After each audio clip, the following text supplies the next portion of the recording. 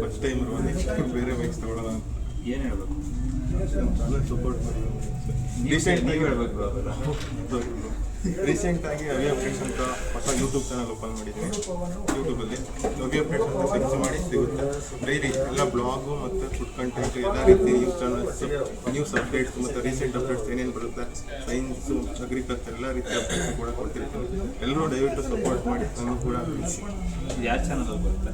ಅವಿ ಅಪ್ಡೇಟ್ಸ್. ನಿಮ್ಮದೆಲ್ಲ ಬರುತ್ತೆ. ಇಷ್ಟೊಂದು ಇಂಟ್ರೋ ಕೊಡ್ತಾ